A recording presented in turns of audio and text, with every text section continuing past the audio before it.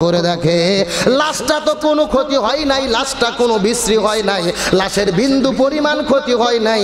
এমনকি যে এই কাপড়ের কাপড়টা পরায়া কবর দিয়েছিল ওই কাপড়ের কাপড়টা পর্যন্ত বিন্দু মাত্র ক্ষতি হয় না। কার খেলা, কার নিদর্শন, কার দৃষ্টান্ত, কার কুদরত? আরে ভাই আপনার মাথায় খেলবে না, এই দুনিয়ার বিজ্ঞানীদের ব্রেনের মধ্যে ধরবে না। আল্লাহ রাব্বুল আলামিন 28 বছর পর্যন্ত সেই লাশটিকে অক্ষত রাখলেন। 28 বছর কবরের মধ্যে পার হয়ে গেছে, তারপরেও লাশটা অক্ষত রয়েছেন। ওই চাঁদপুর মতলবের মধ্যে ঘটনাটা ঘটার পরে দুনিয়ার বাংলাদেশের বড় বড় মিডিয়া সেই জায়গার মধ্যে দৌড়ে গেল, টেলিভিশনগুলোর মধ্যে নিউজ প্রচার করা হলো, ফেসবুক ইন্টারনেটের মধ্যে ভাইরাল হয়ে গেল সত্যি ঘটনা। 28 বছর আগে, আজ থেকে 28 বছর আগে 1996 সালে লোকটা মারা যাওয়ার পরে তাকে সুন্দর করে কবরস্থ করে দেওয়া হয়, কিন্তু যে জায়গার মধ্যে কবর দিয়েছে ওই জায়গার ওপর দিয়ে সরকারি একটা রাস্তা হওয়ার কথা।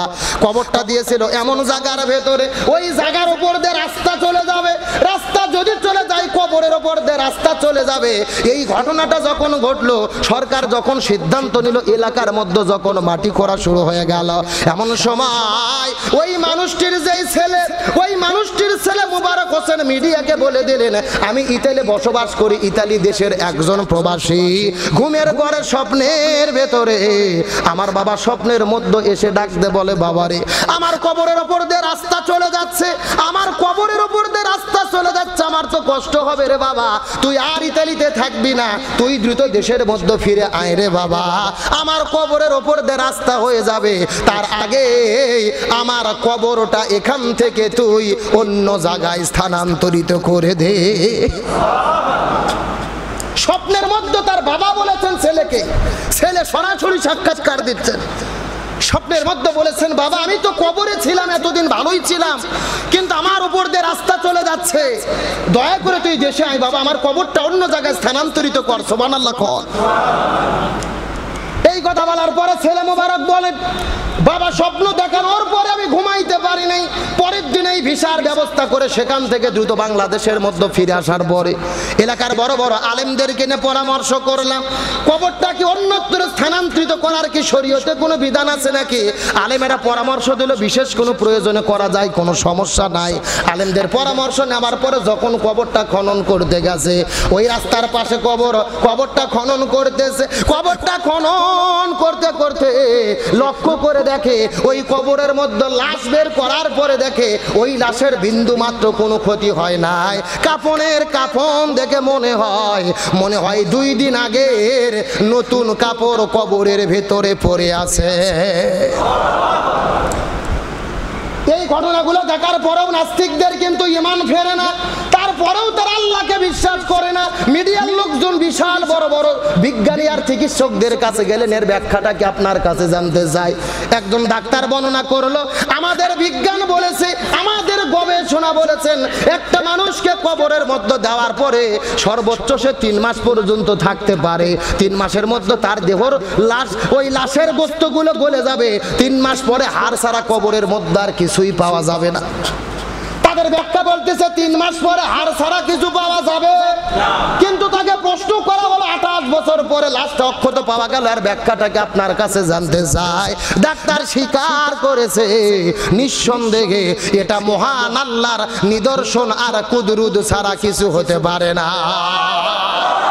আল্লাহু আকবার বলো, আল্লাহু আকবার, আল্লাহু আকবার বলো, আল্লাহু আকবার, সবাই আল্লাহু আকবার বলো, আল্লাহু আকবার বলো। এসো না আল্লাহর নামে গান গাই, এসো না মন প্রাণ জোড়াই, এসো না মন প্রাণ জোড়াই। ও মধুর নামটি মিটাই হতাশার জ্বালা, ও মধুর নামে গলে পরমালা, ও মধুর নামটি মিটাই হতাশার জ্বালা, ও মধুর নামে গলে পরমালা, ও নামের তুলনা মেলে না মেলে না, ও নামের তুলনা হবে না হবে না, তুলনা নাই নাই নাই। এসো না আল্লাহর নামে গান গায়, এসো না মন প্রাণ জোড়াই, সবাই আল্লাহু আকবার বলো, আল্লাহু আকবার বলো। যে নামের ইব্রাহিমের আগুন হলো পানি, ডাকার মতো ডাকলে আজও সারা দেবেন তিনি গো, সারা দেবেন তিনি।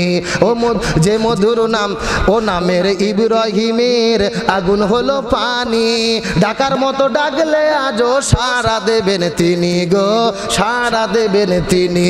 ও মধুর নামটি মিটাই হতাশার জ্বালা, ও মধুর নামে গলে পরমালা, ও মধুর নামটি মিটাই হতাশার জ্বালা, ও মধুর নামে গলে পরমালা, ও নামের তুলনা মেলে না মেলে না, ও নামের তুলনা হবে না হবে না, তুলনা নাই নাই নাই।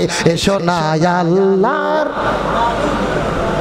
এসো না মন প্রাণ জোড়াই, সবাই আল্লাহু আকবার বলো, আল্লাহু আকবার বলো। চিৎকার করে বলেন আল্লাহু আকবার। তাহলে 28 বছর পর্যন্ত লাশটাকে সুন্দর রেখেছেন কি? আরো জোরে বলেন। আর ভাই আপনাদের বিজ্ঞানীদের মাথার মধ্যে ঢুকবে না, আপনাদের থিওরিতে 3 মাসের বেশি লাশটা কবরের মধ্যে থাকতে পারে না, কিন্তু 28 বছর পর্যন্ত আল্লাহ রাব্বুল আলামিন লাশটাকে সুন্দর করে রেখে দিলেন। কথাটা সুন্দর করে বোঝার চেষ্টা করবেন। শরীয়তের ব্যাখ্যা যদি জানতে চান, ওলামায়ে কিরাম বর্ণনা করে বলেছেন, বিভিন্ন তাফসীর গ্রন্থের মধ্যে এসেছেন, একজন ব্যক্তি মৃত্যুবরণ করার পরে মাটি যদিও লাশটিকে খেয়ে ফেলে, কিন্তু সাবধান, 5 প্রকার মানুষদেরকে, 5 প্রকার ঈমানদারদেরকে ওই কবরের মাটিগুলো খেতে পারে না। জোরে বলেন সুবহানাল্লাহ। কয় প্রকার মানুষ? আরো জোরে বলেন। 5 প্রকার মানুষকে কখনোই কবরের মাটিটা ভক্ষণ করে না। ওই এলাকার মধ্যে মিডিয়ার লোকজন হুজুরের কাছে চলে গেলেন, একটা মাদ্রাসার মুতামিমকে জিজ্ঞেস করলেন, এই যে কবরের মধ্যে লাশটা রাখা হলো, লাশটা 28 বছরেও পচে গেল না, এই মানুষটা কেমন ছেলে একটু বলেন তো দেখি।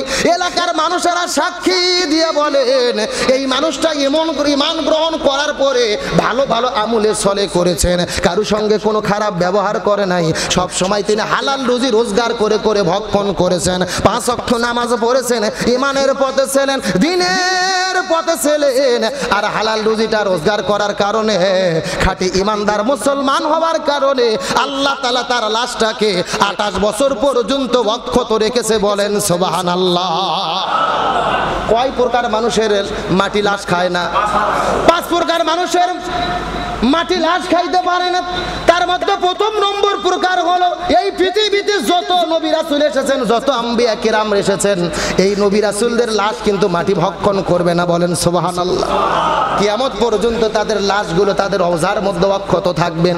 1 নম্বর হলেন নবী রাসূল, 2 নম্বর হলেন আলেম ওলামা।